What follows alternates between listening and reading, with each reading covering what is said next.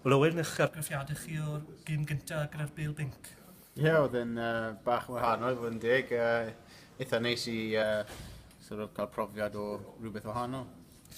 Gysych chi ddim lot o gyfle yn amlwg gyda'r Bale eich hunan, ond o weld y troellwyr yn llwyddo wedyn tuag at y diwedd hafni drwy'r cadri yn cael 5 wiced. Oedd yn dipyn yn y llai na gyda'r Bale i'r troellwyr?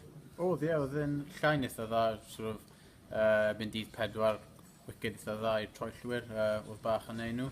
A'i fod yn deg, nath nhw'n bod yn dda iawn i cael y wicedi. Gysych chi gyfle i fatio. Siwr oedd i fatio gyda'r Bale Binc wedyn?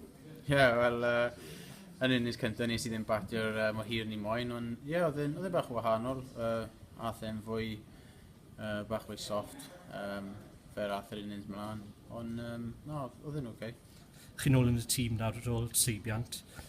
Beth sydd chi'n neud nawr o hyn mlaen i gadw'ch lle?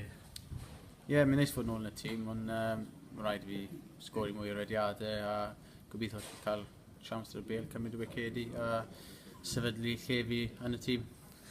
Gymau 20 pelawd wrth gwrs yn dod lan nawr, a chi'n obeithiol wedyn o gael eich lle yn y tîm na, a beth yw'ch gobeithio chi ar gyfer y tîm hefyd? Ie, wel nath y tîm yn dda iawn y tymor diwethaf i fod yn deg a hopefully allwn ni mynd i'n cam ymlaen tymor hyn. Yn bersonol fi gobeithio allai cael lle yn y tîm a os fi ddim yn roedd rhaid i fi cael rediadau wicedi eto yn yr ail tîm a troi cael lle yn y tîm fel ni. Greit, diolch yn fawr iawn. Diolch.